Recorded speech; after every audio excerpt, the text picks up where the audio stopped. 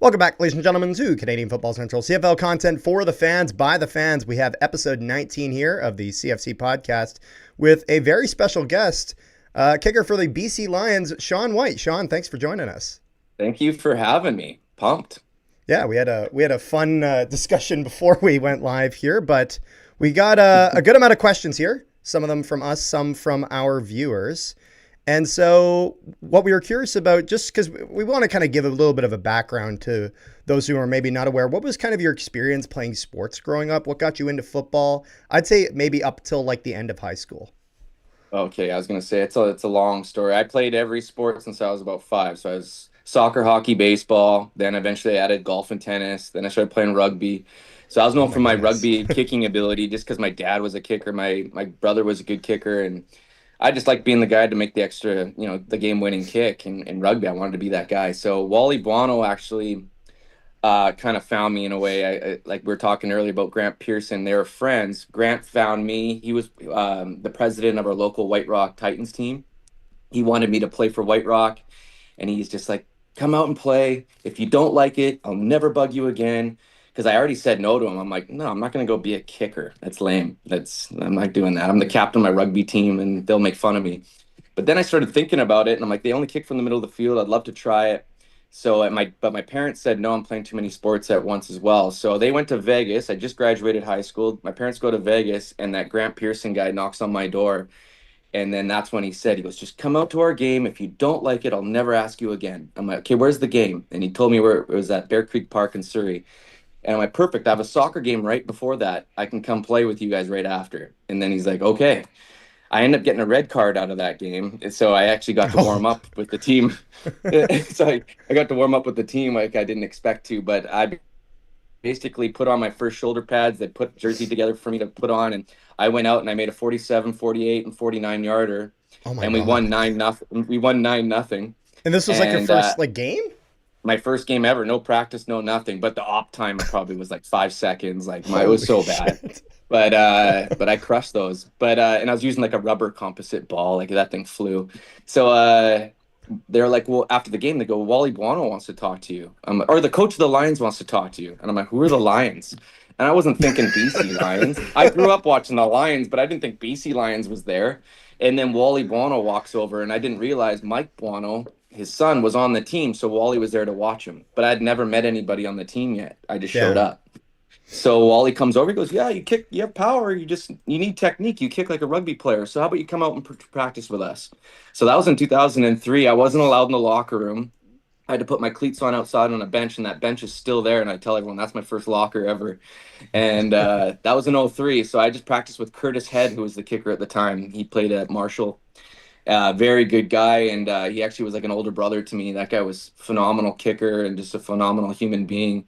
And then I worked with so then I came out, I was invited in 2004 again to work with Duncan O'Mahony, and good guy. And just that's when Wally's like went to my parents and said, Sean has a future in kicking, but he has to go to school. So I had to write the SATs. He wanted me to go to Berkeley and play for Coach Jeff Tedford, who was his buddy. And Tedford ended up coaching the Lions for a bit. But he was at Cal, and then I did not have the grades for Cal.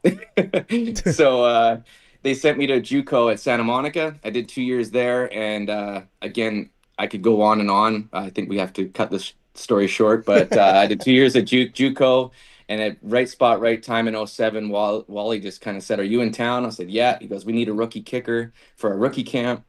And I did well. They ended up keeping me that year as an unofficial backup to Paul McCallum in 2007. And I played junior ball with the big Kahuna Rams, who are the Langley Rams. Yep. Played with them for 2007, but practiced full-time with the Lions, and then just showed up for games with the big Kahuna Rams. Yeah. And then 2008, I signed my first PR contract with the Lions. So it's kind of how it all went down. Yeah. Yeah, because I find interesting on your just on your Wikipedia here, it mentions that just because you don't see like a ton of guys go through this, but it mentions that when you were signed as a territorial like exemption. Yeah. And so it's still that way. If you play junior football in that province, you're owned by that local team. So that was what Wally did, and I didn't know at the time. I wanted to go to college, to go. I was supposed to go to either like I was going to go to U of M, like Manitoba. Yep. They were, and then Acadia was interested, but he's like, no, no, no, you should practice with us and then play games with the Rams, and that way you can practice with us and you get better training. And then I'm Yeah. like, oh, okay, yeah, let's do that. And then, but Yeah. then I realized I don't have to go through a draft. He already owns me, but it all worked Yeah. out perfectly. So, but the crazy thing about '07 was actually my dad had a heart attack. I was going to go back to college and Oh. finish up my JUCO. My dad's fine, but he had a major heart attack at the time. So I stayed. I didn't go to school for summer. And Wally calls me and he goes, "Where are you?" And I'm like, "I'm at home, obviously." And he goes, "Well, are you going back to school?" And I'm like, "No, not right now." And he goes, "Well, we need you for a rookie camp." And I'm like, "Well, where's your rookie kicker? I know Rob Bakula was the guy." And he's like, he thinks he's not a rookie anymore, so he's not showing up to camp.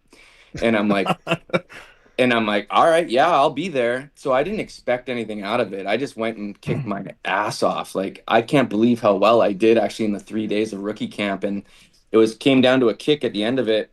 On the third day, Wally came up to me and goes, "This kick means something." I'm like, "Well, what does it mean?" He goes, "I'm not telling you." I'm like, "Okay." And Oh. it was a long field goal. I think it was like 53 yards or whatever, and I made it. And then after practice there, I'm loading, helping Cato load the truck up, and Wally called me over and he goes, I told myself if you miss that kick, I'm sending you back to school. But if you make it, I'm keeping you. I'm like, but I made it. And he goes, yeah, I got to cut you today for numbers, but I'll bring you back in 2 days. And I'm like, okay. He goes, stay near your phone. And I actually had a family vacation and we're in Vegas. I left like the next day, went to Vegas. I didn't actually expect the call, and he did call me back. And then I flew home early from Vegas and I ended up going to the main camp. But the worst part, I showed back up to the main camp and now I got a real BC Lions jersey in my locker and it's number 26, Carl Kidd's jersey. And then Carl Oh. Kidd just retired the year before. And I'm like, it was like perfect timing. I walk in, I look at my locker and I see 26. I'm like, shit. And then I just hear, where's that effing kicker? And I'm like, no. And I know it's Carl Kidd's voice, and he busted in that locker room looking for me. And he goes, "You're not wearing my damn jersey." And he lost it on me. I'm like, I didn't pick it. But he's actually doing it all for fun, just giving the rookie a hard time. But Carl's a really He's big just guy. ribbing you. Oh man, he scared the crap out of me for a while. He's, "You're gonna wear this. You better represent it well." And he still messages me online, and sometimes like he's such a good dude, though. I really love the guy. But that was my first Oh, experience that's as awesome. a BC Lion. No, that reminds me. I'll hear stories, but that sounds like almost like a story you'd hear in like old school like wrestling with the way that they just rib each other. Man, back in the day, it was ruthless. Like these kids now have no clue. I just sit in the back of the room quiet now, and I'm just like, all you guys deserve to get phantomed. Like you would not believe. Like I don't get why we don't do it anymore because these kids deserve it half the time. But So it was ruthless back in what the day. Like what's the worst one so. you heard? I gotta know. Okay, I got two. One is they peed in the guy's helmet and then froze it. And froze it. So he thought it was Gatorade in the helmet, and then he took it out of the freezer, put it on his head, and he comes out and it's hot outside, so it's just melting all down his face now. Oh, oh, And it's there's another one. I'm terrible. sorry, I'm sorry, Paul McCallum, but I gotta say the other one. And Uh-oh. this is when he was a backup to Louis Pasaglia, and someone crapped in his helmet. And then Paul went up to the equipment guy and said, "I can't wear this. You got to clean it for me." And the equipment guy said, "No, you're cleaning your own helmet." And then he ended up cleaning it the best he could and then wearing it. And then from then on, he's known as Shithead. So, but I love Paul. Oh, Yeah, that's a funny story. Louis told me that one too. I'm like, it's a real story. Oh my god, I oh thought he my made that up. God.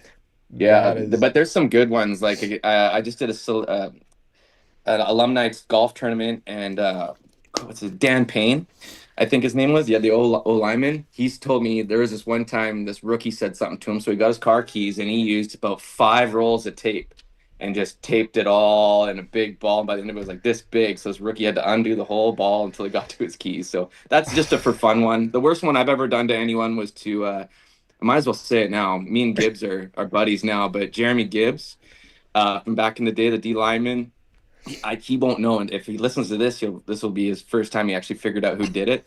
because I got Phantom so much as a rookie that eventually I became the Phantom because me and Paul did nothing during practice. Like as long as we were out there for our scheduled time to kick at practice, Wally didn't care where we were. So the old line would make a list of guys to Phantom and give it to me and Paul, and me and Paul would go inside and screw with their stuff. So the worst one I ever did was I took Gibbs stuff, put it into a plastic bag, filled it with water, tied it up, put it in the freezer. And then once it's all frozen, basically the next day, I take it out of the freezer and put the big block of ice with his clothes in it on his in his locker. And this guy lost his mind and wanted to fight everybody. So I guess he had some expensive jeans in there. I don't know. But he lost it. He said, "Who was it?" And then he went after so many people, accusing them. I just stayed quiet in my locker. So that was a fun one for me. So That's an easy way to you're find out basically who did it is if they just sit in their locker and it's quiet. Well, I was the they have to rookie, guard it. or I was still technically a rookie until you're a rookie until you play 7 games. So I hadn't played 7 games yet, so I was still technically a rookie. So no one ever expected me to do it. So that's kind of why the old lineman picked me to do it. There you go. Yeah, So you're but Mr. I earned Freeze. it too That's what because I'm I got getting. phantomed a lot. I got tied up. You remember Corey Banks tied me to grabbed a couple of linemen. They tied me to a sled and then dumped a whole bucket of Gatorade on me. And then Gatorade powder, Gatorade, then the Gatorade. And it was my birthday. So Corey Banks came out with chocolate cake and said, "Happy birthday," and stuffed it into my mouth. And then they left me out there. It was the middle of October. And they just left me out there for about 20 minutes. And then they told any rookie, if any rookies help him, they're going to get the same thing. So Oh eventually my they cut me god. down. But it's all good fun. It was kind of funny though. So Yeah, I I take it that that stuff does not happen anymore. Not even close to that extent. no, that's a big breach of HR right there. It's I a don't big know. breach of HR. Well, at least we got the stories of it. Yep. In 2009, Paul McCallum was injured, causing you to play in your first professional game on July 16th, 2009. Can you describe what your experience was like? Kind of what was the feeling both before the game, during the game, and then after the game? Uh, I don't remember much of before. I don't really get too like thinking about it. Like, even now, I get a little nervy before a game, but I keep it pretty loose. Yep. I think it's nervous energy when I'm trying to be funny and stuff. But uh, no, I was pretty loose. I think the thing that scared me the most is Wally. It was the last time there was a grass field, basically. I know Toronto's a grass Mm. field, but Edmonton was a grass field, and it was swampy back by then. And Wally's came up to me that week when I was preparing for that game. He's like, "You have to wear a 6 stud on your plant foot." And I'm like, "What? I've never done that." And he goes, "Yep, you're doing it no matter what." Like he gave, like I had to do it. Like he was not gonna. I could not say no to Wally. So they even went to the equipment guy. They got me this big freaking 6 stud cleat, and it was like almost like a high top. And like I'm not used to that. I'm used to soccer cleats. Like this is crazy. So I was worried about that. I know that my footing. And then I went out to warm up in Edmonton there. And basically from the 35-yard line to the 45-yard line in the middle on one side was mud. And then the referees come out, they see me looking at it, and I'm like, "What, how do I kick a field goal on this?" And they're like, "Well, you can treat it like golf. You can actually move the ball back if you want, no further to the hole, no closer to the hole. So if you're on the 35, you can move it back." But I'm like, "Yeah, it's like a 47-yard kick now. It could have been a 35." And he goes, "Well, that's your only option." So my Yeah. very first kick in that game, or would have been my first field goal, was right in the mud, and I was worried about it, and I'm like, I was not confident. It was 45 yards, and I'm like, I remember looking at the tee. I'm like, I'm not gonna make this. And then Jarius Jackson, my holder, botched the hold, and it slipped out from his hands, and I was so freaking relieved. And I'm like, yes. I'm so happy he screwed it up because I So knew for you're like, sure I it's was not going to your screw it fault. up. It's all your fault. And I ended up only making one kick that game, and it was like from 24 yards out or something like that. But I actually got the game ball that game. And that Grant Pearson guy I talked to you about, I after that game we flew home. I went to his house and I gave him the game ball, and he was very emotional about that. So that was pretty cool. So I actually have it in a case downstairs. My first field goal and my first game ball. So I got 2 balls down there with they're Nice. painted up all nice. Yeah, they're gonna go up there eventually. So Oh, there you go. I just gotta figure out a way to do that. Fair enough. Yeah. So from 2011 to 2015, you played for Montreal Alouettes. Besides winning the Grey Cup, what's your favorite memory from playing there? In Montreal, Yeah, from 11 to Or 15. no, I won a the Grey Grey Cup. Cup I would won have a been Grey with Cup in Edmonton. Edmonton. Sorry, no, that Yeah. question Oh, was worded wrong. But what was your favorite memory there? And there's so many memories. That city, it's so hard to pick just one. My whole time there was phenomenal. That city and the people, they're just so much fun to play football for. The media is tough if you're an English speaking person, but Oh yeah, they really get after you. But the people and the fans, the diehard true fans there, they are so much fun in there. They made me feel so welcome. I ended up living there. I had actually lived in Laval for 2 or 3 years there because I loved it so much. I really thought I was going to spend my career there. Uh, and then just things got bad once Tressman and those guys left. The whole coaching staff left. Things went downhill. It just wasn't a fun place to play, and not just because of the people or the city. It was just the coaching staff wasn't up to par there, and I think we all could see that. But playing for Coach Tressman in 2011 and 12, I learned so much that it still sticks with me today. And just respecting the game really hit me. And when you respect the game, you respect the process. You win every day. The game doesn't care who you are yesterday or tomorrow. It cares about who you are in this moment right now. And that's really changed me as a professional, where I go out every day. I don't want to miss. I take every day like it's a game, and it's changed my game. I've gotten so much better the way I think about it and approach it.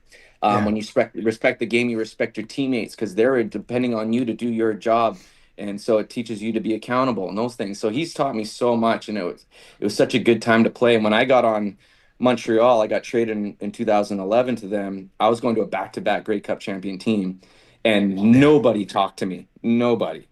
Like I had to prove myself that I was worthy because Duval just left, and they were a tight knit group. Those guys were tight, and I missed my very first field goal that year in 2011. It was against BC.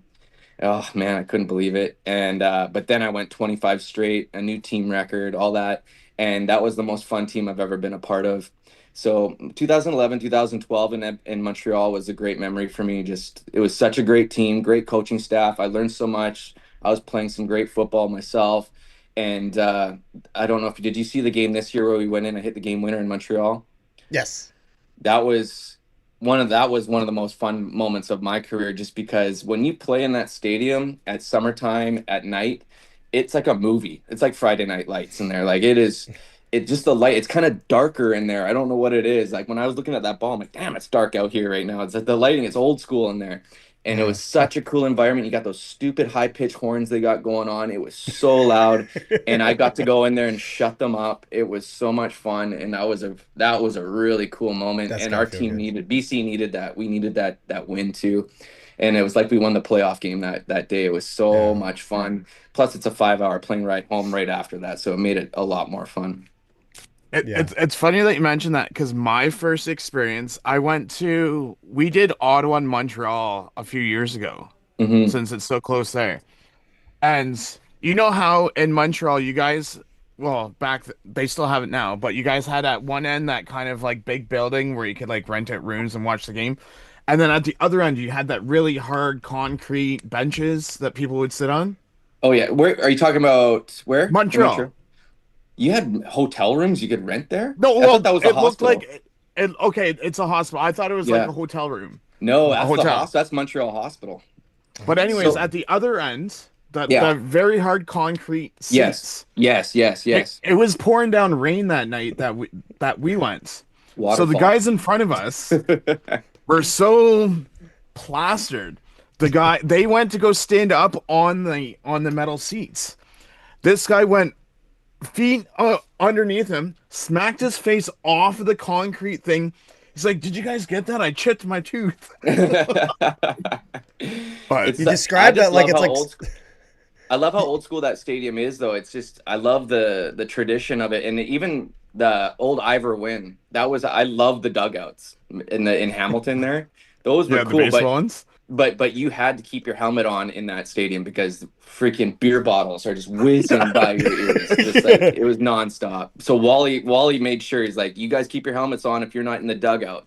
But he wanted everyone to make sure you're staying in the dugout. And I remember I forgot he said that I'm standing out there and just a bottle just whizzed by my ear. I'm like, oh, jeez. And I just turned around and went right back Oh, in. Because I had what they called the black hole. That was the gang of people there in the for Hamilton, like the diehards, and they stayed right by my kicking net, and they were relentless. Like I hated playing there because of them. And every kick I kicked into the net, they were on me.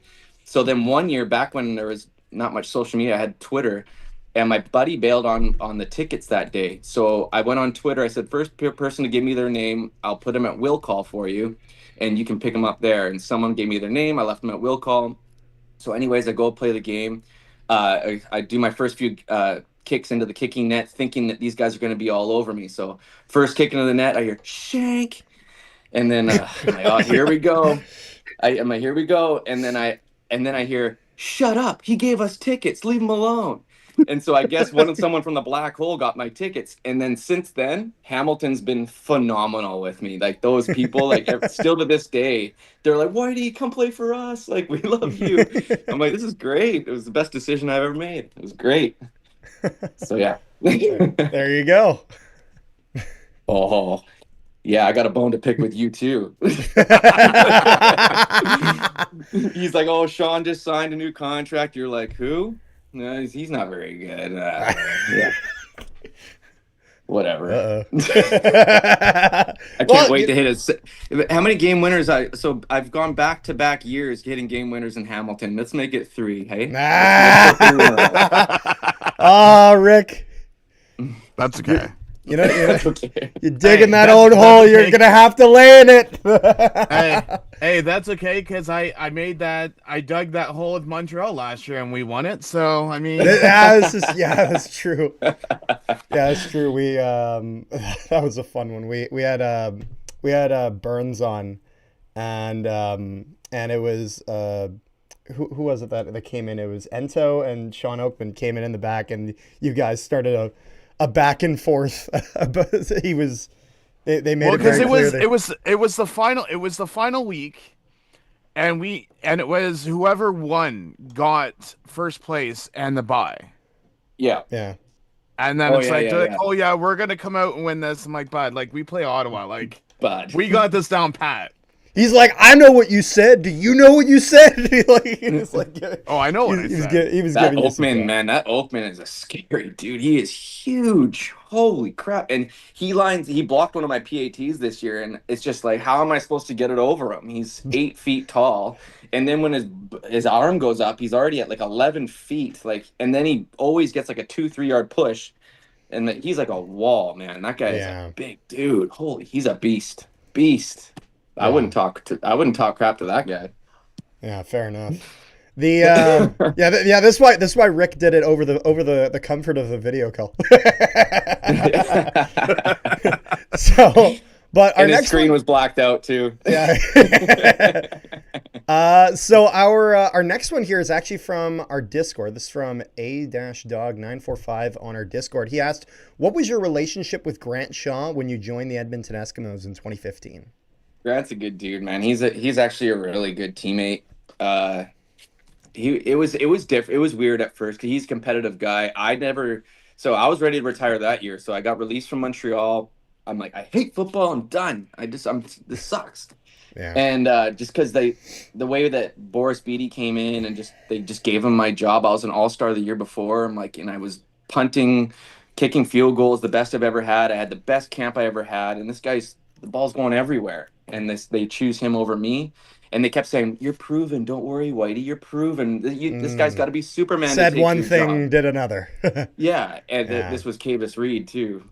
Great. And he kept saying, "This guy's got to be Superman to take your job." So then we were going in the first practice of the first week, and I'm supposed to be the starter for Montreal. And I'm hitting my punts, and the last 4 punts they give to Boris, and I'm like, that's weird. So I go to Cavis's office, and I'm like, what's going on? I need some clarity going into this week. Am I playing or not? And he goes, Whitey, I already told you, these guys got to be Superman to take your job. You're proven. Don't worry about it. Very next day, I get a note in my locker, come see me, and Cavis goes, we're gonna go with Boris. I'm like, oh, cool. That sounds like a trust mob me, boss, the I way you did say that. everything in my power to try to get cut from that team. Like I was hungover almost every single day. Like I was miserable. I Yeah. was in the darkest moment of my life, not playing because I thought I was just getting screwed around. Like it just sucks, and I hated being treated like this. So I just hated football. I hated everything. And then I Yeah. got released eventually. And actually, it was cool. As Tom Higgins was the coach, calls me into his office and goes, "Sign this paper." I'm like, "What's that?" He goes, "That's your release." He goes, "I had to fight to get it." He goes, "I'm getting fired next week. Sign this paper and get out of here because they're just gonna dick you around here." I'm like, awesome. Signed it, got out, didn't even talk to anybody. I just packed my bag and left. And then I go home. I had a job lined up. It's gonna be like a cable guy basically. And So that day I was gonna go get. I had my resume professionally made. I was gonna go pick it up. I just woke up. I get a call from Fred Weinrich, my agent, and he's just like, "You want to be on the practice roster for Edmonton?" I'm like, "No, I'm not going to be on the PR for Edmonton." He goes, "So what are you going to do? Do you want to retire? We got to announce it." I'm like, "Man, can I just brush my teeth? I just woke up. Like, let me have a shower and brush my teeth." So I did that. Walk upstairs. There's my dad. My dad's just like, "What's going on?" I told him. He goes, "Well, is that job going to be here at the end of the year?" I'm like, "Yeah." He goes, "Well, then I think you should go finish up the season and then work that job." So I'm all right. So I called my agent. Edmonton goes, "Okay, can you be here on Sunday?" And I'm like, it was a Thursday, and I'm like, "Yeah, I can do that. I'll drive my car out. Don't need to fly me." And they're like, "Okay, see you Sunday." Call me. They call me back an hour later. Can you be here today? I'm like, what? Okay, fly me out. So what happened was within that, right when I said yes to be on the PR, Grant Shaw runs out on the field and tears his calf. Like, what are the odds of that happening? Yeah. So I show up and Grant's not in meetings. And then I go out and practice, and we're about to go play Labor Day Classic against Calgary. And I know I've never played in a Battle of Alberta before, and I know it's crazy. Yep. So I'm like, am I playing? And I'm talking to Chris Jones, and Chris Jones like, we'll let you know tomorrow. And I'm like, tomorrow's freaking walkthrough day. Like, what are we doing? And then so then I show up the next day, and they're like, yeah, Grant tore his calf. You'll be our kicker for the next 6 weeks. And I'm like, all right. And I was still checked out, man. Like I was like, whatever, I'm just gonna finish this up, and then Grant will get his job back, and I'm back on the butt or riding the pine. And but I had the best 6 weeks kicking field goals I think I've ever had. I hit like two or three game winners. I hit that 53-yarder in Winnipeg to win it.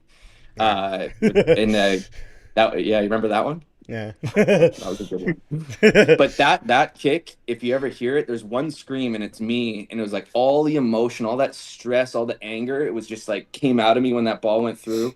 And I knew at that moment, or I knew I love football again. But then I walked into the locker room and everyone's chanting Whitey, Whitey, and I'm like, Yeah.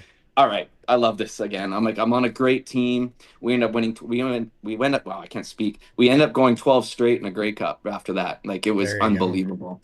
It was so much fun, and that city of Edmonton, that they rejuvenated my love for football because you get treated like gold there. My first week walking the street with my dog, people are honking their horn like "New kicker, what's up?" or saying "What Tucker?" And my freaking dog was famous there, and just treated great. I can't say anything bad about the city of Edmonton. They still treat me great. I still go back and play games, and people still have signs for me. And I love that place. I really, That's really awesome. do. And I see why. I'll never forget when Ryan Smith, the hockey player, when he Yeah. got traded, to I think Phoenix or something stupid or Florida, and he was crying his eyes out. I'm like, "What are you doing? You're leaving Edmonton, going to a nice hot place. Like, enjoy it." I get it now. You get treated so good there. They love their sport so much. As long as you play for their city, they love you, and it's such a great city to play in. It's so much fun, and I've always been successful there. But Grant, like, going back to this, sorry, I got off topic. But once Grant came back, he knew his role. He knew I was a better field goal kicker than him. I knew he was a stronger punter than me. I think I'm more consistent, but he was stronger. But and I also knew it was his job, and you can't lose your job to injury usually. So they said Grant's gonna punt. I'm gonna kick field goals, and Grant was cool with it. I was cool with it, and again, Grant was a very good teammate. He always had my back with anything. Like even going on the plane, I'm like, oh, I forgot to get booze for the plane. And Grant's like, nope, I got you. And then I'm like, wow, that's awesome. He always had my back in that shape or form. He was a great friend, a very very loyal guy. Yeah. The because that actually works out well, kind of with what I had written up here was that in 2019 that was kind of your last year, at least that I'm seeing here, as both a punter and a kicker. Hmm. So kind of moving forward, was that kind of your decision, or was that not your decision? Just kind of how that kind of came So, about moving forward. so I in 2017 I was doing. I think that was the last year I did everything. Or no, you're right. It was 19 because Hugh O'Neill got hurt. I had to punt for 6 games. So Hmm. in 2017, I tore my quad. I was a partial tear, and I was out for 12 weeks. And I was doing all three, but man, I was in the best shape I've ever been in and everything. I was just kicking the ball so well. I hit a 55 yarder that year. I was feeling really good, but I had no backup during camp, so I did all of camp by myself. Jason Moss at the time was trying to rest me the best he could. Uh, but I remember one practice, my quad was sore, and the coach was like, "Can you just do like one more kickoff for me?" I'm like, "I don't want to do one more. I'm telling you, I'll go through a lot of like keep kicking through soreness and all that, but this one was felt weird." And he goes, "Come on, just one more." So I hit one more, and that quad tightened up. Now 2 days later, we go play a game. I started off with a kickoff that hurt. Then we went pick six, so I kicked the PAT and did another kickoff. Now my quad is really killing me. And then the next short field goal, I babied, bad technique, and it popped. So once I went down, they went through Swayze Waters, Hugh O'Neill, Brett Lothar, Chris Milo, and then none of them were doing the job that I was doing. So Moss is like, "You're never punting again. You're," he's like, "You're when you get back, you're only kicking field goals because we're not going through this again." So Yeah. I'm like, "Does my pay get changed?" He goes, "No," and I'm like, "Perfect." And I'm like, Yeah. "As long as my There you pay doesn't go. change." So but I always have to stay ready because I would be the guy to Yeah. finish off a game. So that off season, I worked out, got stronger again. We went actually the first time I ever got to go to spring camp in Vegas. Uh, I show up. I thought I'd kick field goals, but I remember the first meeting. They're like, "Yeah, we're not kicking field goals and we're not doing kickoffs." I'm like, but we're gonna do some punts. I'm like, what the hell am I doing here? So I didn't say anything. Hugh O'Neill does the starting team punts. I went in for the team two punts, and I blasted two really good ones. I actually shocked myself, and I was pumped. I was like, yeah, all right, I'm feeling pretty good. And then Jason Moss, "What the F are you doing?" And I'm like, "What?" And he goes, "I said no more punting." I'm like, "That was last year. I thought I could do it. I was kicking with the second team." He goes, "No, you're not doing anything." And I'm like, "Well, what do you want me to do? We're not kicking field goals." He goes, "Enjoy your free 3 day vacation in Vegas." And I'm like, "You said it." So I just hit the casino hard. Actually, that was the best casino, like winning at the casino I've ever done. It was awesome. There It you was go. great. So yeah, so that was my last time punting, and I still do it more. Last year I was feeling really good. Again, my body hasn't been in shape just through since COVID. I just been trying to catch up, but this is me and my wife have planned something out this off season where I can get my training in. I'm training 4 or 5 times a week. Already Nice. I'm feeling really good. I'm way ahead of the game already. So I feel better now than I did going into camp last year. So hopefully That's great. I'll be hitting some bombs, hopefully. There you go. How did it feel to play your first game back in BC after signing there in 2022? Oh, I just, it's just like I never left. It was funny.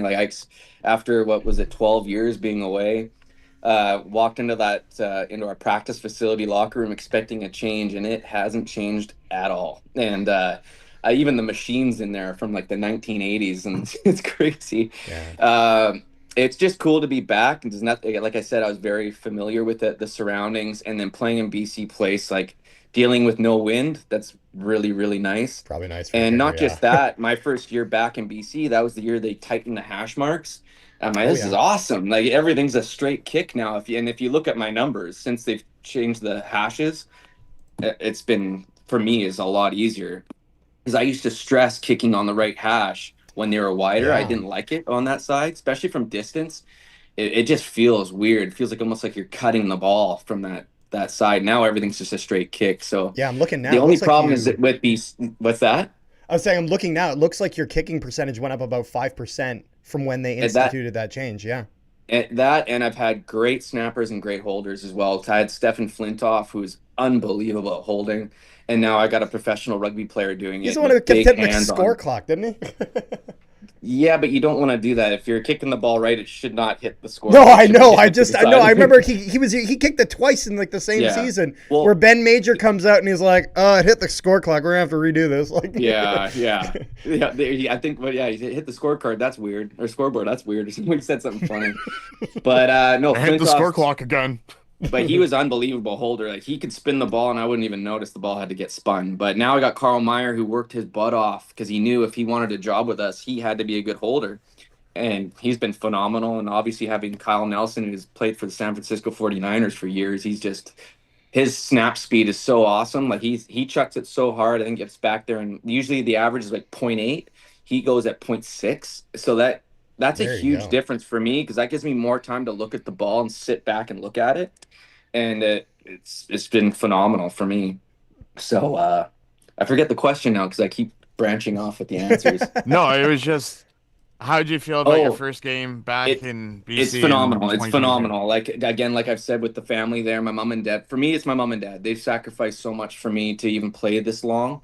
The things they've done for me. If I don't have my mom and dad in my life, there's not a chance I could have played this long. Because there's times in your life, and even in a career, you're in a dark moment, man, where you just don't know if you're going to lose your job or what's going on. It's very, very stressful, and people never see that part of being an athlete at the pro level. And to have them as a support system is truly amazing, and I'm very lucky to have awesome parents. And to be able to, again, like I said, to be at home to share it with my family now is just the best experience. When we pray before a game, I just pray that my family gets to enjoy everything they said, like enjoy Yeah. watching me play because they've sacrificed just as much as I have to play this sport and for as long as I have. So that's fun as hell to play in front of them. And obviously I love playing in that stadium and playing in front of that's I grew up watching the BC Lions, man, like going to the games. Yeah. I used to have the little orange foamy football and making great catches over my couch with the BC Lions football. Like this is the team I want to be on and representing where I come from. That's the ultimate, man. And I take the game a lot more seriously now because I'm a Lion and I represent where I come from. There you go. What was your favorite memory in the CFL that did not occur during a game? Oof, I don't know if I can talk about half of those. Man, but kicking in the being in the CFL has opened up so many doors for me.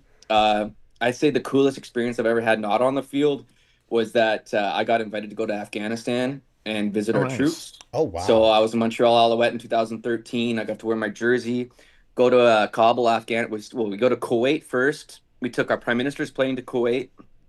Uh, I was with Chris Nyland, Chris Knuckles Nyland.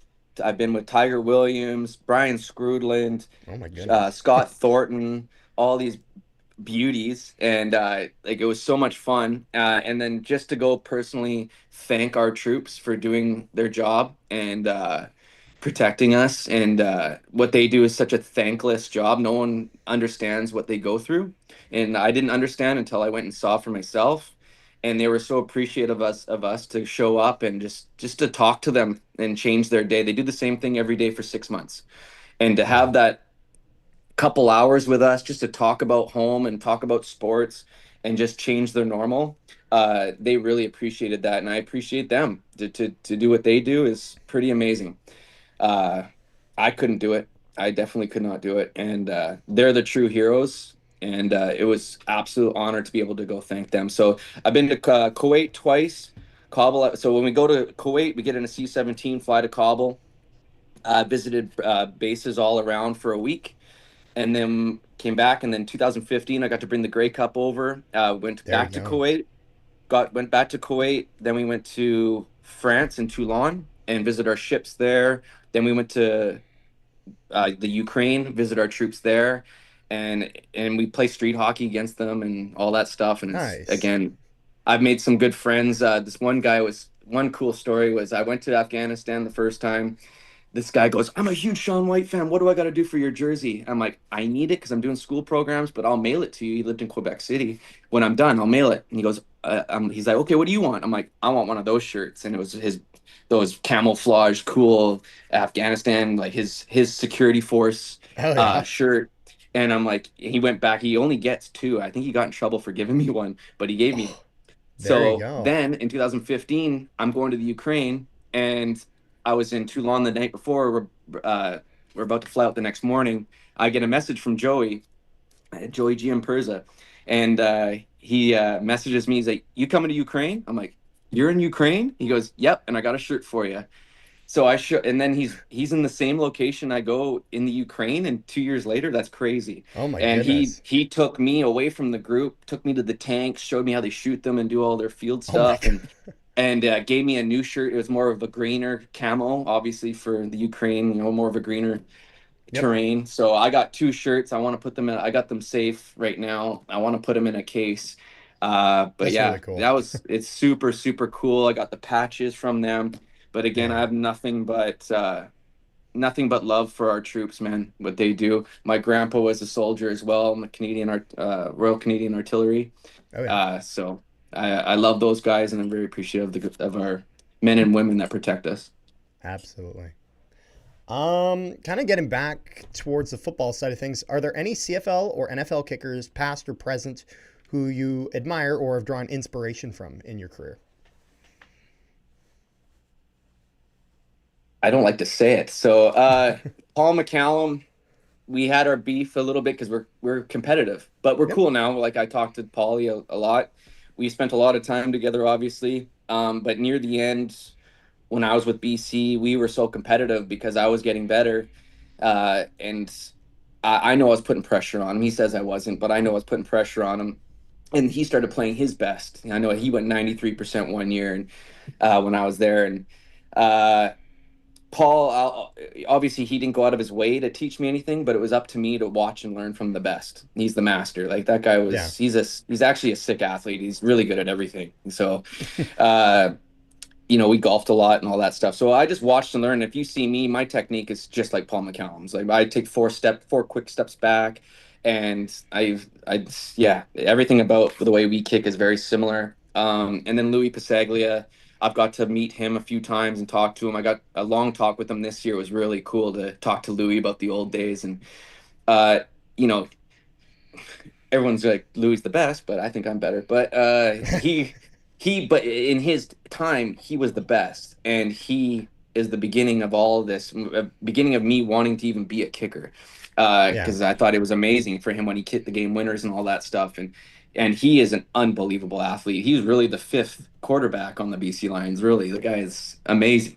So there was actually one game he said he almost had to play quarterback. I heard because he was the one that only knew the plays or something like that. So I'd say Paul McCallum, and Louis, I looked up to in a way. But I still watch guys that kick. Like Medlock was a very good technical kicker. I always Yep. asked him for advice here and there. I take things from other kickers, but it's just like golf, a kicking swing. I just trust my swing, and that's all I've. I'm not like those other guys. Everyone's different. Everyone's kicks different. So I'd say if I had to, I did admire Medlock's swing. I did like that. He's very smooth and very strong. So kind of like that, but yeah, we don't really talk though. Absolutely. And which kind of leads into our next one here. I'd mentioned this earlier before we had like hit the record, but this was one that came into us late yesterday. They were worried it actually wouldn't get in, but this is from the CFL Reddit. This is from at Comfortable City 3025. Asks, how many years do you think you have left in the CFL? See, that's the thing is I've been feeling like crap the last few years, and if I just trained once in a while, I'd be feeling pretty good. So Yeah. man, and like I said, like I really thought I was gonna play till I was 45, but I feel really good still, and I know if I just train hard, my goal this year is to train hard and show that I can be powerful. As long as I'm money from 55 and in, I should be okay, and I Oh know yeah. I can do that. And again, like I said, I'm training my butt off for it. I think I think I can go till I'm 45 as long as I just There take you care of go. myself because I'm hitting the ball good. Yep. I'm hitting it straight, and I'm starting to, when you play like a lot of golf, if you play a lot of golf, your misses become smaller. Even when Hmm. you, even like I hit that one in Calgary to win the game in the playoffs. That was a shitty swing. That was, Yeah. but I knew like, okay, I got room to miss. Like I can miss hit this, it should still go in. Where the old me would be freaking out and I'd probably miss it. So for me, my misses are becoming smaller. Obviously, I want to be perfect all the time, and I approach the game differently. I'm more of a professional. Even if I make the kick, I want perfect rotation. I want perfect technique, and I'm all over myself. Even the guys come up to me, good kick. I'm like, yeah, could be better. I want to be perfect. I think Yeah. I can have a perfect season still. And the only reason I miss is because do you golf? Do you golf at all? Yeah. So when you're like, I'm gonna smash this one. That's when it doesn't go anywhere. That's where your technique goes to crap, and that's where That's when that it goes ball to ends up in crap. the And bush. that's Yep. if I was smarter, I'd be pretty good. But what my stupidity kicks in, I'm like, I'm gonna add a little here, and then that's when I That little miss. bit. It's that little bit. The, That's what will the get two you. I missed last year, 53 against Hamilton, I didn't have to overswing, and I did. And then the one in Ottawa, I don't know why I did it either. It was like 47 with the wind. I could have tapped it in. Instead, I swung for the fence, and I don't know why. It's just Yeah. stupidity. But it's just the two kicks where I had a mental lapse. And Yeah. if I just mentally keep it together, I'd be fine. Yeah, makes sense. Okay, so our next question is kicking in a position where where focus and getting locked in is absolutely essential. When you go on to the field, how do you do it? Um, so when I was a rookie, I worked with this sports psychologist, and man, what's his name? I forget his name. Nah, whatever. Frank, I think his name was. Anyways, he taught me some breathing things to do and some visualization and things like that. It's helped a lot. So when I go onto the field or when I'm kicking in a game, how long do I really have to focus for in the 3 hours or whatever it takes to play a game? I really focus for what, 2 minutes? Really, that's all I have to really focus for. Yeah. Because it's 20-second play clock. I probably get like 4 or 5 field goals maybe in a game. So what I do now is I have a process and a routine. And because with all the nerves and like I still get nervous, it's important to me to make my kick. So the nerves are there and all that, and I love that. But just to calm myself down, I really rely on my routine. So basically, my signal to lock in is when I put my chin strap on and look down at the sideline when I run onto the field. So boom, now it's time to lock in. And then all I do is basically as I'm looking at my spot, I'm thinking about win, that kind of thing, depending where I'm at. Also, I visualize a lot of just being myself on a field. I usually on a rugby field, and just making my kicks. I don't miss when I'm by myself. So why should this be any different? So I try to visualize that, and I've gotten a lot better at just seeing myself kick on a practice field. So I'm just doing that. I'm like, oh, say 42 yards. Yeah, I make this in my sleep all day long. Why is this any different? So I walk up, I do my lineup. I take my I just whatever I line up toward with the wind or whatever, wherever I got to aim. Take my 4 steps back. I usually do a deep breath because you need to relax. Loose muscles are stronger than tighter muscles, and that's what choking is when you don't breathe and you just choke. If it depends, if it's a really big kick, I'll take a breath at the end of my 4 steps, and then I'll take my 2 steps to the left. I'll take another big breath, and then I'm looking at the tee. I never look at the snapper anymore. I might take a look at the uprights, but I'm looking at the tee the whole way and just my holder in his hand. And when I give him the nod, I actually can visualize myself and how I want to feel and how I want to look when I kick that ball. And all I tell myself is head down, follow through, swing easy. And then I see myself kick the ball, and then usually the ball is coming, and then when you're doing those visualizations, that's extra reps. That's muscle memory kicking in. Yeah. So when you're really the pressure is really on you, I really rely on that routine, and I just kind of it's hard to think, it's hard to breathe. Like Yeah. it's a lot of pressure. So again, I just say head down, swing easy, follow through, and then visualize myself quickly. Just I can see myself how I want to be balanced and how I want to kick the ball, and I just let the body do its thing. So Yeah. it's never going to be perfect, but hopefully it's close to perfect. That's kind of Yeah. my routine. That makes sense because I feel like routine has to be absolutely essential for that. Like, because it's interesting, even just the way you're describing it. Like, it really sounds a lot like a golf swing in the way that you describe it. Absolutely, and I never used to take a practice swing. And Josh Nicewander was my backup quarterback in Montreal, and he's a good golfer. And he was my holder as well, and I never used to take a practice swing. He's like, "Don't you take a practice swing in golf?" And I'm like, "Well, yeah." And he goes, "Well, what's the difference?" And I'm like, "You're right. Maybe I should." So I always try to quickly get it in, but sometimes you don't have enough time. Like Yeah. sometimes, like this year, there's a couple times where Buck did not would know if we should keep the offense going or field goal. I'm like halfway on the field. I'm like, "Are we going or not?" And then like the whistle's blown in almost here, and then I feel like I'm rushed sometimes. I'm like quickly doing a practice swing, so.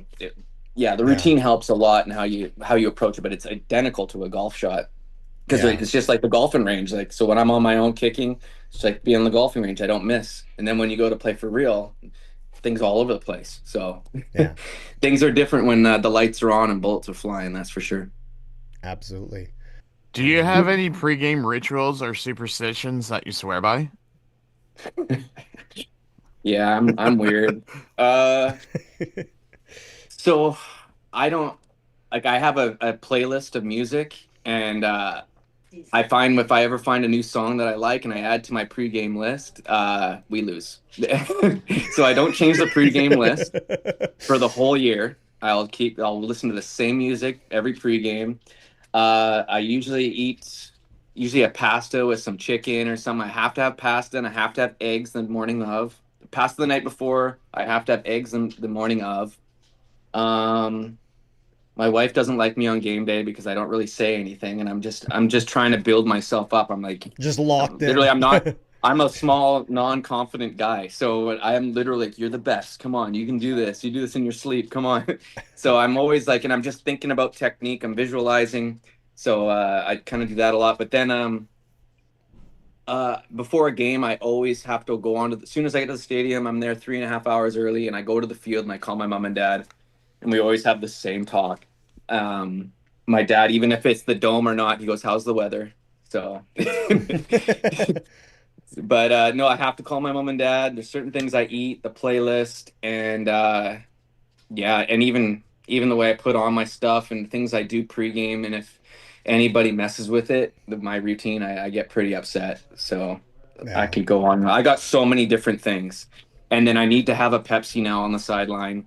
And people think I'm always dummy in Pepsis. I only drink them on game days, and I usually only have one or two. That's it. Usually the one is warm by halftime, so I get a new one. So I don't really finish. So people that think I'm a fat kicker drinking Pepsis all day, I don't drink two. I drink one usually. Yeah. Sorry, I got some talking in the background. But the one that I had here was how the hell did you kick 47 consecutive field goals? I don't know. I just shut my eyes and hope for the best. uh, again, like when I have a great snapper and holder and everything's the same every single time, it makes my job a lot easier. And again, you got to have some luck too, because there's times that when I'm down, looking down at the ball and I'm making contact, I'm like, oh man, there's no way I'm making that one. I look up and it somehow went through. Yeah. So you need some luck. Also, I got very lucky with weather. We played a game in Ottawa this year. It was windy as heck, man. Like, so I was trying to, well, the one I missed, I tried to play the wind and it just didn't push the ball the way I thought it would.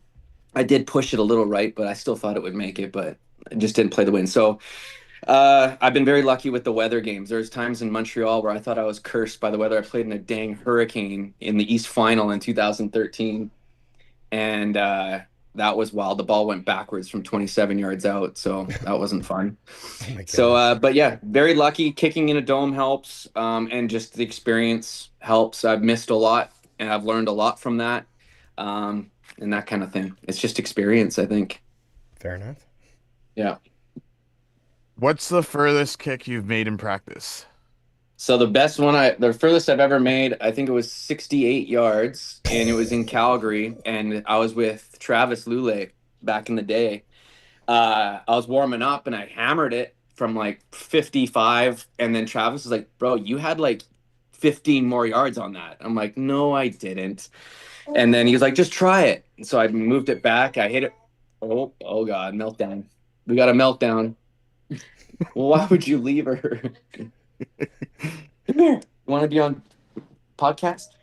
Come here. Scudder lines here on. Oh, This is Maya. Oh, you're sitting on some wet puddles, weren't you? So yeah, I hello. moved it back to about 68 yards. You got the BC Lions. There it is.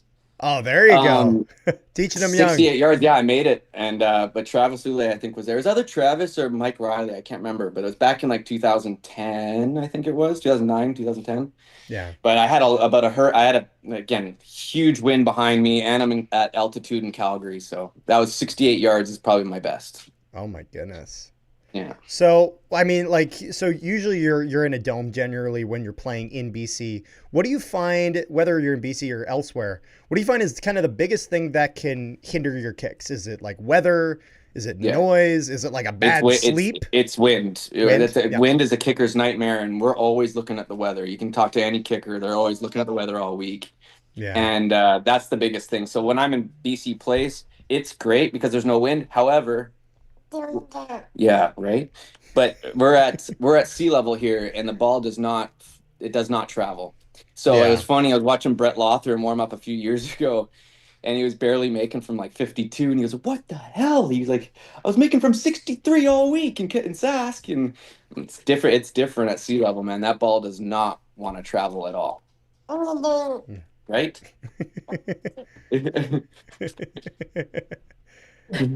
There we go. Um, Rick, I think you had the next one here. What's been the most challenging moment in your career, and how did you overcome it? Ugh, that was the years in Montreal. Just when I was talking about BD coming in and taking my job, basically, and it was really dark, man. I remember calling my mom and dad and like I've never been this stressed out. I don't feel good. I don't feel healthy. I feel like I'm just in stress I felt tight chest and all that stuff, and it was tough. But again, like I've said, I have a great support system with my mom and dad and my family. They're always there for me and always made me feel better and welcome to, like, if anything wrong happened, I could always got home to go to, that kind of thing. And um it's, and then I remember actually Anthony Calvillo came up to me. He doesn't say much in the locker room, but he came up to me and he said, "What you're going through now, every great player has gone through it." He goes, "You might not understand what I'm going to tell you, but this will make you better and stronger." He goes, "You won't understand this now, but you'll get it later." And I get it. It did that whole situation made me a stronger human being and a stronger player because I don't really stress about those little things anymore. So Yeah. yeah, it's tough when you feel like you're losing your dream and you're losing it all, and for no reason. It's out of your control. It sucks, and then you don't know. Oh, I got to go work a real job now. Like this is terrible. So, and I didn't at that time never had a backup. So that's why I really wanted to get my firefighting done and have a backup plan. It's helped me as an athlete because I know something happened to football.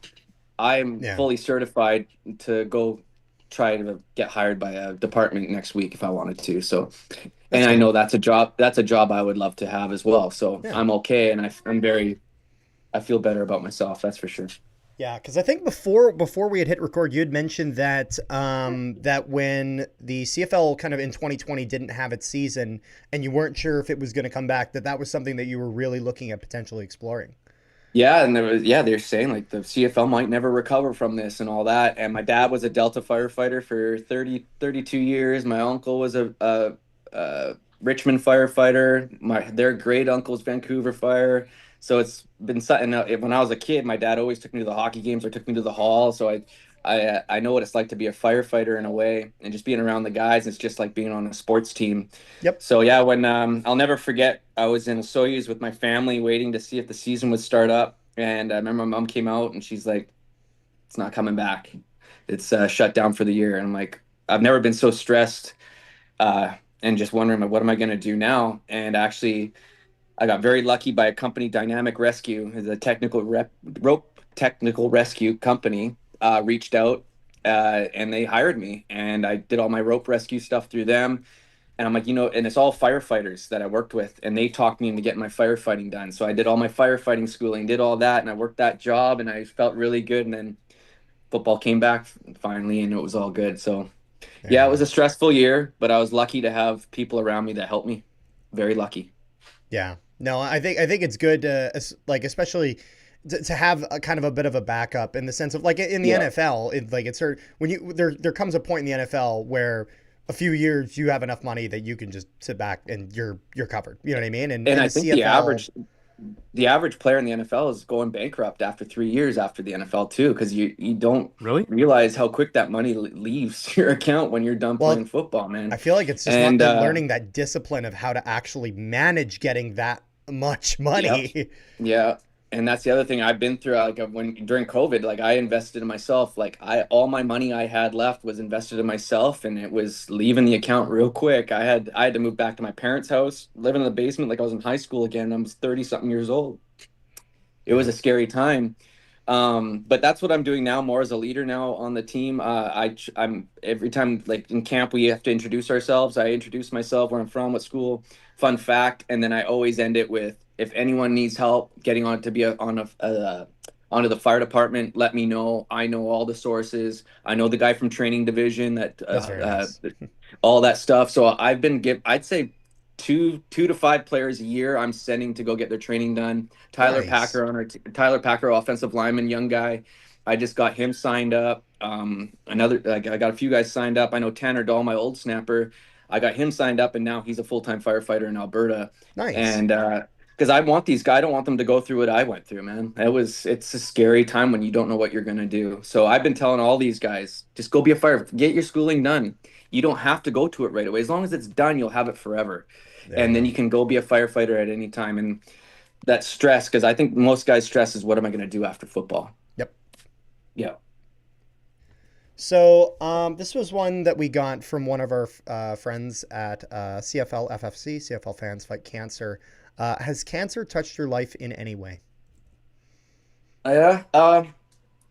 I've been very lucky to have, like, I've had an aunt pass away. That's not lucky, but uh, it, I've only had one aunt, part of the family, that had cancer, and it was very quick, and she was definitely missed. She was awesome, but Grant Pearson, the guy that got me into football, I didn't know he had cancer until the very end. And when we won the Grey Cup in 2015, I had a moment where I had the cup for 24 hours.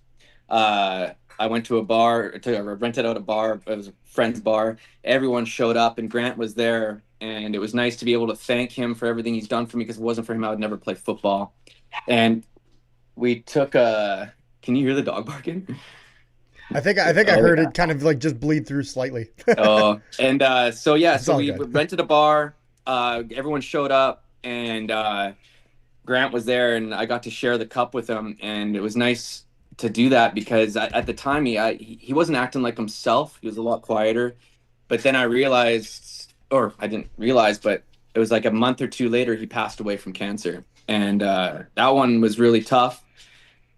Just because it wasn't for that guy, I would never live the dream that I get to live. And playing football and playing pro sports and playing for BC is my dream. And if it wasn't for that man, Grant Pearson, I would never have been able to live this dream. And yeah, but he didn't make it about himself. He was very quiet about it. He wanted me to have my moment, so he never brought it up. And again, very thankful for that man. And he'll definitely be missed.